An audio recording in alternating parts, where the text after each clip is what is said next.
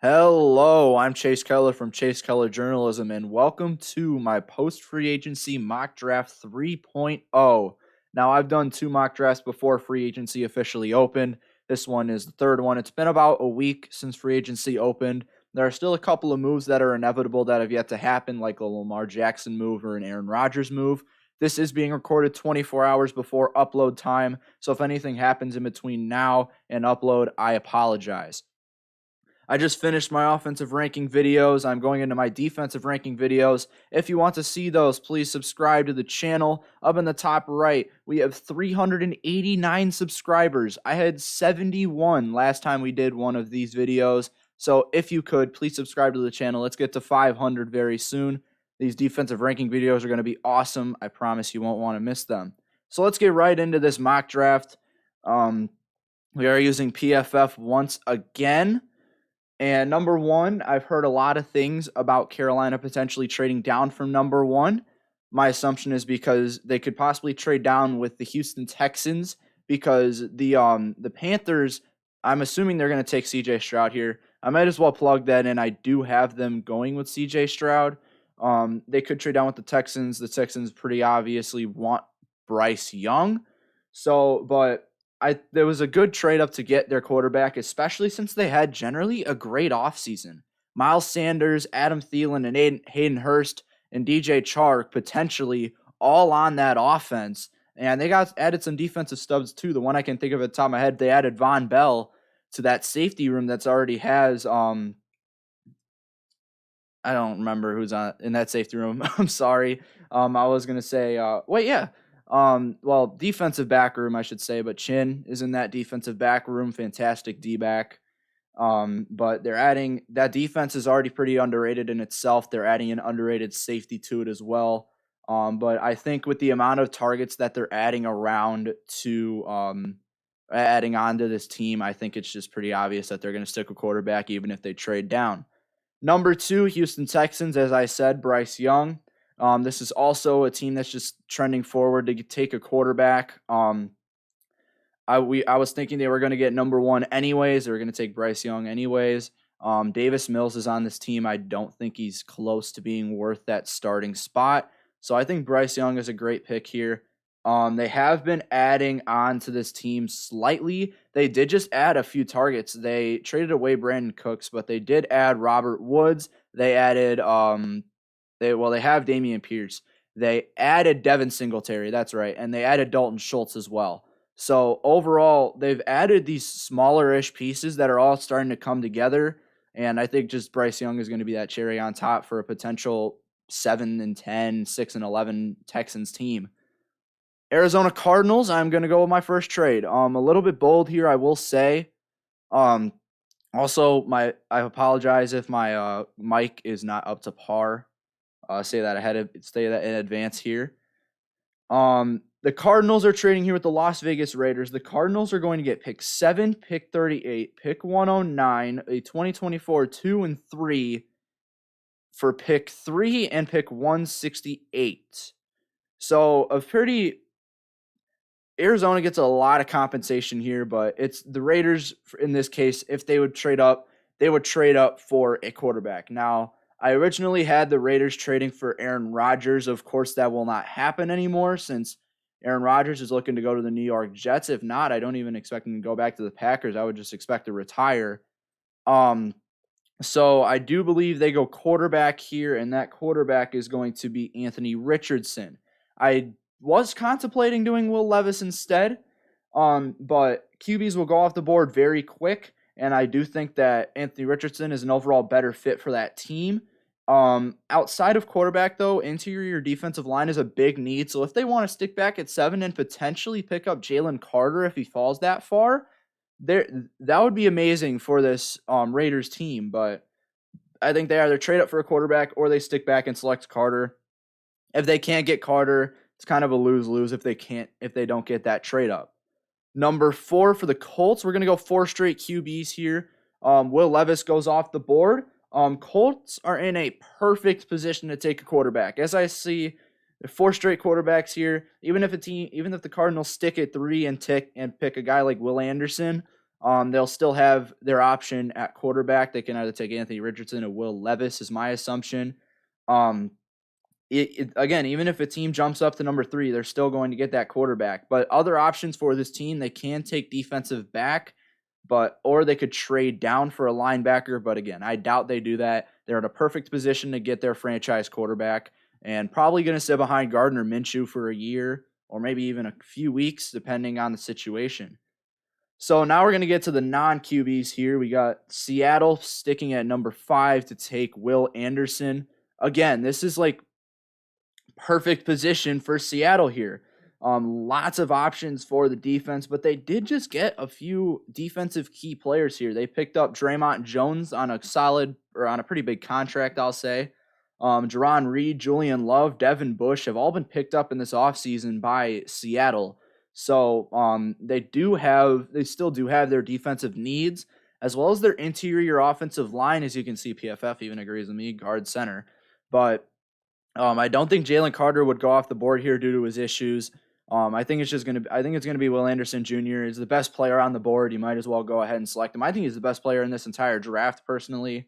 But at number 20, that's coming up, interior O-line is an option, but you guys are going to have to stick around to see number 20. But yeah, I do have Will Anderson to pick 5 to Seattle. Pick number 6, I am going to go with Tyree Wilson. He's not my second favorite edge in this class, but I have seen a lot of trend up with Tyree Wilson potentially going in that top 6, top 8 range. And I originally had the Lions taking a DB and Christian Gonzalez or Devin Witherspoon, but they put the house on defensive back. They picked up Cam Sutton. They picked up Chauncey Gardner-Johnson. They picked up Emmanuel Mosley, and I think Mosley's a pretty underrated signing for this Lions team.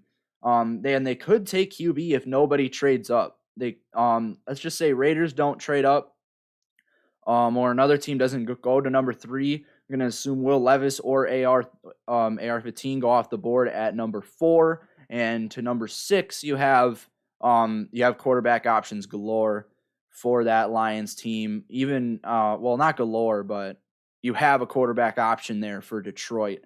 So it could be a quarterback if nobody trades up. But I do think Tyree Wilson is a great lineup with Hutch. And once we get to pick 18, I will extend more on that. Pick number 7, though, Arizona's back on the board. As you saw earlier, they traded their first pick. Trading number 7, perfect opportunity to get Jalen Carter. Jalen Carter, again, he's falling down on boards because of his potential character issues, but we saw what happened with Micah Parsons. He's now developed into possibly one of, if not the best defender in the entire league, and he fell because of character issues. So I think Jalen Carter has that potential to be that number 1 defensive player in the entire league. And I think with the Cardinals here, they have an opportunity to take advantage of the draft stock falling. They can go ahead and get some compensation with it as well and take Jalen Carter like they could at number 3. What if they don't take Carter, though? I could see Kalijah Cansey if Carter goes off the board beforehand. Miles Murphy's a potential. They could go corner with Gonzalez, Porter, Witherspoon. They could go Torrance on the interior line. But I do think if Jalen Carter's available, they should take Carter. Pick number 8, we got the Atlanta Falcons. Falcons could really take anything here, but I am going to go with Christian Gonzalez. Witherspoon bit a really good option there as well. But Falcons could really take anything here. You have you got Robinson they could take. You got Johnston, Cansey. I hope I'm saying that right. Miles Murphy, Joey Porter, Witherspoon's on the board. They could take either of those guys, but at pick number 8, Christian Gonzalez is, in my opinion, he's the best defensive back prospect in this class. And it's mainly because of his potential and the upside he's got. He's got great size for a defensive back, and he's got all the cornerback traits that you want. He's got great technique. He's got great ball skills. Overall, he's just a great corner, and that's why he's my favorite corner in this class. Pick number 9. Now we have another trade down thing here. We have the Bears. I've heard they could possibly trade down from here as well to get even more compensation. But in the meantime, I am going to take the hometown kid, not the hometown kid. Skoronski from Northwestern stays in state, goes to Chicago. I think this trade was a fantastic trade down to pick number 9. Um, they get out of quarterback land, and they don't get an A+ prospect, but they get a bunch of compensation to trade down for number 1. Plus, they still get a pretty solid prospect, anyways. Their options are limited after free agency. They had in my opinion, that one of my favorite things to see in free agency this year was them taking out on those linebackers, Edmonds and Edwards. Those two names, like, really, whatever, you know what I mean. But the options are limited after free agency because of that. I'm thinking offensive line, running backs, even a possibility here if they can't pick one up here in free agency. Bijan Robinson could genuinely go anywhere here. So D-line as well. I do go O-line, and I think they take Skoronski. I do like Skoronski a lot, and he's not my number 1 tackle, but neither is Paris Johnson, who I've seen a lot of. And Osiris Torrance, I think it is a little bit of a reach, number 9. Pick number 10, Philly. Again, another team. They could take a big risk, take Bijan Robinson. I do have them going DB, though, taking Devin Witherspoon.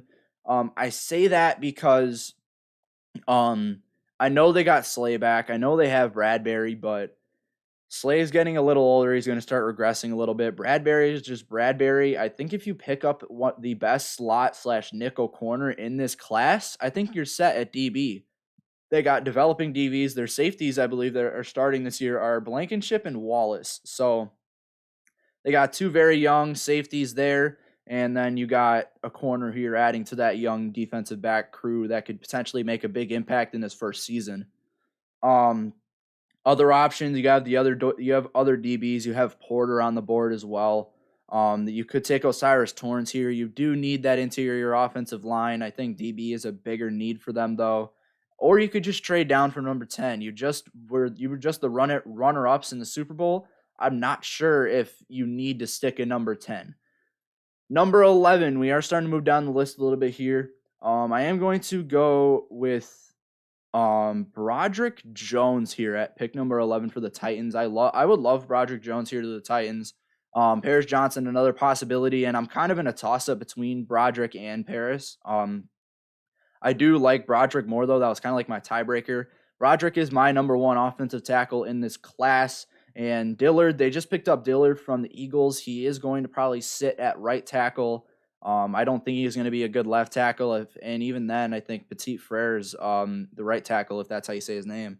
Either Broderick or Paris would be a really good selection here. I would probably give the same grade for either one, even though I like Broderick more. Not a good year for linebacker needy teams. I haven't mentioned that yet. And Titans are in need of a linebacker. They did just lose David Long, who is one of the better, more underrated pickups. He went to Miami. Very underrated pickup this offseason. And you could also see Johnston off the board here, but I am going to stick with the biggest team need, and that is a franchise left tackle. So I'm going Broderick Jones. Speaking of Quentin Johnston, I have him going off the board here to number 12. I originally had Miles Murphy off the board here at number 12, but because of that, they traded Brandon Cooks away. They have one veteran wide receiver. They have Robert Woods, but seemingly no more are going to come to this roster or any good veteran wide receivers unless they make a trade back for DeAndre Hopkins or make a trade for a Broncos wideout. I'm not sure, but you want to get young, that reliable wideout. Jordan Addison could be a good pick here as well, but I do like Johnston more than Addison in this class. Again, other options, you got Torrance, you got Murphy, you got Cansey. Again, not a lot of linebacker options in this class, but linebacker is a possible pick for the Texans later on. Pick 13, it's the worst kept secret. Not at this point, it's not even a secret that Aaron Rodgers is a Jet. So the Jets are going to get Aaron Rodgers in a 2024 round 3 pick for pick 13, 74, a next year first, and Zach Wilson. And, come on. All right, where I'm coming from with this trade is Stafford. This is kind of a very similar package to what was received by Detroit for Stafford. So I think this is, I know what Green Bay is going to want to do here. I do think the Jets it's a very good trade if they go ahead and pick up Rodgers in any trade of any you know what I mean, just any capacity. But Packers are now going to have 13 and 15 if they can get Aaron Rodgers off to the Jets. So with pick number 13, speaking of, I am going to go with, see if I can find him, Miles Murphy. I originally had Miles Murphy as an A-plus prospect ever since he did fall down to an A. My next video is going to be ranking the edge rushers in this class, so if you're interested, go ahead and give that a look. But other than that, Murphy luckily falls to a team that needs him. He will likely play D end in this Packers system and won't play off the edge, but he could see time at outside linebacker or at interior defensive line. He is very versatile. And they did lose Reed and Lowry in free agency. As I said, Reed is now a Seahawk. I can't remember where Lowry. Oh, Lowry's a Viking now. But losing Rodgers is key for the Packers here. They lose a lot of free agents, and the draft is very important. But if they trade Rodgers, they now have 2 high first-round picks, which helps. Or more mid-first-round picks, I guess. Other options here for the Packers at 13, you got Jordan Addison, you got Darnell Wright, DeJuan Jones, they're now starting to become they're not too big of reaches. And you also got Nolan Smith, who I originally had to this team when Miles Murphy was a Texan. But Murphy is more valuable to a team than Smith is, so I do have Murphy coming off the board here. And if you couldn't already tell by that little comment there, Nolan Smith is going off the board to the Patriots now. So Patriots could go 0-6 in the division this year. This division is going to be very strong, but they do have a lot of options here, which will help them move on. They have a reliable wideout available in Jordan Addison if they want to take him. They have Murphy if the Packers take Nolan Smith. Joey Porter or Nolan Smith is kind of the selection I was leaning towards here. I did end up going with Nolan Smith, and Joey Porter after this ends up falling very far. Again, stay tuned if you want to see where he lands. But no, I end up going Nolan Smith. I do believe edge is a bigger need for New England here. They do have a lot of underrated and young corners, so I'm not sure if they're going to take Joey Porter. If they do, that's just adding another young corner to that group. But Nolan Smith, he has grown on me since the combine. I did like him though. He's still an A- prospect for me, but he has gone up my edge rusher list since. I don't want to take too much importance to the combine though. Again, he stays at an A- grade for me. He just jumped an edge rusher, maybe 2. You'll have to find out in my next video. 15, we got Green Bay for their second pick. I am going to go ahead. I can't see him in my list. They are going to go ahead and select Jordan Addison here. Again, Jordan Addison is a very reliable wideout, and you're bringing in a reliable wideout for a team that has an inexperienced quarterback who, at least inexperienced in terms of starts. Jordan Love, he's going to probably need that reliable wideout. Like if Devontae Adams was still on this team, that would be great. But Jordan Addison, he can play at all 3 levels, and he can be reliable anywhere on the field. So he's kind of just like a quarterback's best friend kind of player. So Jordan Addison would be a great pick here at 15 if he falls to Green Bay. Again, they could take right tackle or they could take a speedier edge, but at this point, your best edge that would fit well with Green Bay would be either B.J. Ojulari or even Keon White. So I'm not sure if they would want to take one of them and reach for them at this pick 15. They did in my opinion, they did reach for Devontae Wyatt last year, but so it's a possibility, I'd say. Number 16, about halfway through this draft, Washington Commanders are going to go ahead and select Osiris Torrance out of Florida. This is we're now starting to get to a place where any interior offensive lineman that's really like higher on my list is not particularly a reach, and you want to protect the young gun in Howell. We're assuming that they're not going to get Lamar Jackson because they just signed Jacoby Brissett, I want to say, to back up Sam Howell. So it is going to be important that they do protect protect the inexperienced, surround the inexperienced. But yeah, other options at this point, though, they could take DB, they could take Porter, Banks, or Branch, in my opinion. Pick number 17, we're now officially halfway through. Kalijah Cansey is coming off the board here. Again, I don't know how to say that name. I'm sorry if I botched it. But pick 17, you have an athletic interior defensive lineman that would fit greatly with the Steelers team. Cansey is trending upwards for Pittsburgh, even though I do disagree with this pick, and you'll see with this next pick for Detroit. But I wouldn't run a team around Montravius Adams here. So they did work on linebacker this offseason by picking up Cole Holcomb and Landon Roberts. With this lackluster draft, that's a great idea, kind of like the Bears. Like, they really needed linebacker, but they picked up linebackers so they didn't have to deal with a lackluster draft for that position. Other options here, though, you've got Paris Johnson Jr. They do kind of want that offensive tackle, and Paris Johnson Jr. would be the better pick here, in my opinion. But I've seen a lot of Kalijah Cansey trending upwards, so that's kind of where I'm at with that. Porter, Banks, and Branch as well. They do kind of need defensive back here.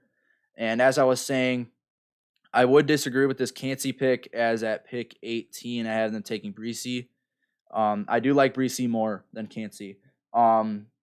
It's the second line selection. I would just end up sticking with defense here and keep buffing up that D line.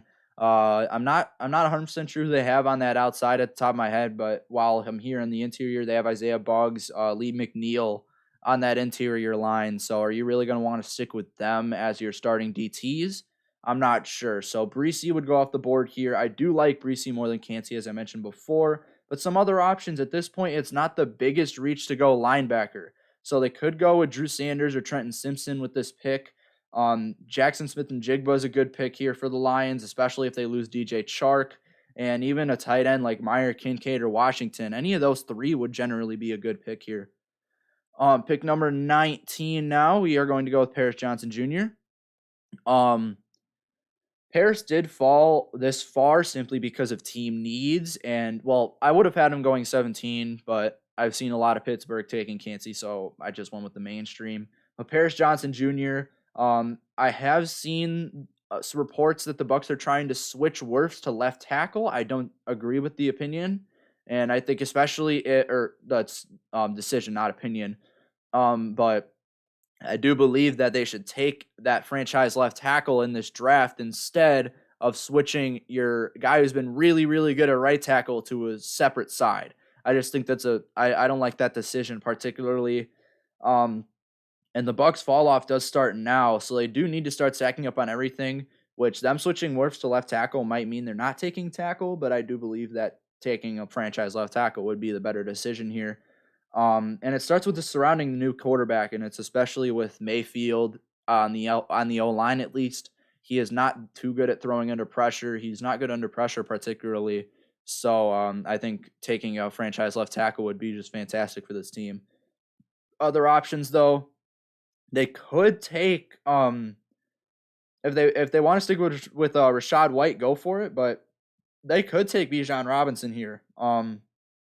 Tight end as well, Keith, or I don't remember who the other guy is. That they don't really have a starting caliber tight end right now. So Meyer, Kincaid, Washington, or Mayer, Kincaid, Washington off the board here would be great. Van Ness, even. We haven't mentioned Van Ness yet. He could go off the board here. And I think it's just overall it's either him or Brian Branch at this position because they have one safety on the roster right now. So I think Brian Branch would just be a good pick as well. But I am going to go with that franchise left tackle. We have the second pick here for Seattle. I do have a little bit of a bolder selection here. I have them selecting Zay Flowers at pick number 20. I originally had Van Ness until they signed Jarran Reed. I think that they're going to stick with him at starting the end, and I'm not sure if Van Ness is going to transfer to from an edge position to a D tackle position particularly. So I'm not sure if that would be a good pick for Seattle at this point. So with that being said, D. Eskridge, not particularly worth a starting slot job. So I think they would go with someone who can play in the slot, which is Zay Flowers, of course. And he would be a perfect lineup with him and Lockett because him and Lockett can trade slot to outside pretty easily. And other options here, of course, I said Van Ness. They could take Porter here as well. They could also take Deonte Banks. I also had DB in this first draft. I don't think I've had Seattle taking a wide receiver yet. So again, pretty bold of a pick, but I do like the scheme fit for Zay Flowers and just the overall team fit as well for him. Pick 21, we have Los Angeles. This is me assuming that Eckler is not returning. We are going to go with Bijan Robinson to the Chargers. I love Robinson to the Chargers with this pick. Again, if Eckler stays, that's not the best pick, but I do love Robinson if Eckler leaves. So they end up taking Bijan Robinson. So I do like Gibbs as a better scheme fit because he does kind of fit that Eckler kind of role. But I think you can't pass on Bijan Robinson for Jahmyr Gibbs. Robinson is the clear-cut RB1. He's one of the best running back prospects in years, probably the best in Saquon Barkley, and he went third overall. Pretty sure it was second, but they could also trade up for a long-term offensive tackle, or it could just stick here and go with the right tackle, Darnell Wright, DeJuan Jones. And they also have Van Ness potentially. In further rounds, they'll probably go with linebacker or maybe even DB in round 2, or they just take Brian Branch here. All right, pick number 22, Baltimore Ravens. They have a wide receiver controversy, but you can't pass up on JSN here. Ravens should take wide receiver here, even if it's a reach for like Jalen Hyatt or Josh Downs, even Rashee Rice. I love Rashee Rice in this draft. But if those top 4 aren't available, I think they still would go with receiver here. Again, Hyatt, Downs, or Rice. Other options, though, you have Lucas Van Ness, you have Joey Porter, you have Deonte Banks, and Banks is more of a fit for this roster than Porter is, but Porter's the better DB. I think they just go ahead and take wide receiver here, despite the controversies with the team. All right, pick number 23, Minnesota Vikings. Another solid, bold pick. I'm going to go with Hendon Hooker. I like McKee more than Hooker, but I think Hooker just works perfectly with Minnesota here. So, very interesting pick. He's recovering from injury. You just let him sit behind Kirk Cousins for at least this year since he does have 1 year left on his contract. And while he's healing, just have him sit, have him learn. Your backup is Nick Mullins. I'm not sure if you really want that long term, but it's a potential Aaron Rodgers-like situation here.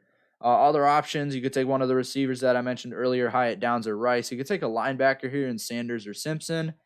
Porter or Banks. You have a lot of options here for the Minnesota Vikings. Pick number 24, best guy on the board according to PFF, is Brian Branch. That's who we're going with. Brian Branch's stock is falling a little bit, but it is a perfect situation for Jacksonville here. Don't ride with Jenkins and Cisco. I did like what Rayshawn Jenkins brought to the table, but I don't think he is going to be that safety one for the Jags. And Branch is also a bit versatile, so he does give Jacksonville that needy like safety linebacker hybrid. And other options, of course, you can take interior lineman here. Van Ness is still on the board if you want to take him, or even a Mozzie Jones from Michigan, or Mozzie Smith, not Jones. DeJuan Jones you could take, or you could take Darnell Wright. All right, pick number 25. We have the New York Giants. We are going to go with Joey Porter Jr. finally going off the board. I originally had the Bengals trading up to get Joey Porter, and they could still do that if they really want him, but the Giants end up staying, and they take a massive need in DB. I believe Cordale Flott is a projected CB2 for this Giants team. So I think it's just better off they take a DB, one of the top tier DBs in this class. Other options, though, I've seen a lot of wide receiver, a lot of JSN, but JSN's off the board, so are your top 4 wide receivers. You could still take Hyatt, Downs, or Rice here, and they probably will take wide receiver, but if I'm New York, I wouldn't pass up on Porter's value with pick number 25. Number 26, we're going to get the first tight end off the board here. He's probably right here. Yep, Michael Mayer. Lost Dalton Schultz, so Michael Mayer does make sense. Dallas, I've noticed they absolutely love using their tight ends in just many different ways on their roster, and that's what makes Mayer a perfect scheme fit for this Dallas team. He can do everything on the field. He can block, he can catch, he's a threat at all 3 levels. It just makes Mayer a perfect scheme fit. Other options, though, Van Ness would be a great pick here, too, and I think it's just literally a toss-up between Mayer and Van Ness. I don't think they would want to take anyone else at this point. Pick number 27, Buffalo Bills. second interior lineman off the board. Surprisingly, PFF has him pretty low. He's my number one interior lineman in this class, and John Michael Schmitz. Buffalo does need Michael Schmitz really bad here, and if Bijan Robinson is off the board to take like the dominant runner, I would take the dominant run blocker, which is Michael Schmitz. If not, I would just prepare to block for James Cook and Damian Harris. I doubt Bijan Robinson falls down to 27. He could go as high as pick 8, pick 9, to Atlanta, to Chicago, to even Philly at pick 10. So, but focus on the run game with this selection nonetheless. Other options for them, you could take a right tackle in Darnell Wright, DeJuan Jones. You could take a linebacker in Sanders or Simpson, or you could take Deontay Banks. The Bengals, as I said, they don't end up trading up. They actually go ahead and take Dalton Kincaid here at pick 28. I originally had Deontay Banks with this pick, but I loved how overperforming Taylor Britt was this season. So I do think they stick with Taylor Britt at CB2. They don't select CB this early, at least. Devin Asiasi is now their starting tight end, or a CSC. They lost Hayden Hurst to Carolina, as I mentioned earlier. So they take the best receiving tight end in this class in Dalton Kincaid. Cowboys take Van Ness. I think they end up go with Mayer at this pick, just a better all-around tight end. But I think the better scheme fit is Kincaid for Cincinnati. Other options, though, they could take they could reach for a safety in Jordan Battle, Sidney Brown, Deontay Banks, as I said earlier. Outside, but the offense outside of a tight end is kind of set. So maybe try and find an interior offensive lineman in day 2 where it's not particularly a reach. We have 3 picks remaining. Let's go in New Orleans here at pick 29. We are finally going to take Van Ness off the board. They desperately need the line, even the end here. And Van Ness would honestly work perfectly with Cam Jordan out on the outside. If not, you can replace one of the lackluster defensive tackles that the Saints have. Van Ness can play anywhere on that defensive line. But I haven't heard a lot about Van Ness in recent weeks. I think his stock has been falling a little bit. But it's a great selection if he falls back this far nonetheless. Other options, Mozzie Smith from Michigan. I originally had him here, but I also had Van Ness going higher than 29. And then if Kincaid falls this far, I would take Kincaid, maybe even Washington at this pick. And I think Banks would also be a solid pick here nonetheless. Pick number 30, again, a little bit of a reach here for Philly, but it's understandable. They just became runner-up in the Super Bowl. We are going to go with Steve Avila here at pick number 30. I haven't had them taking an interior offensive line yet, but they just lost Isaac Sumalo to the Pittsburgh Steelers. Yeah.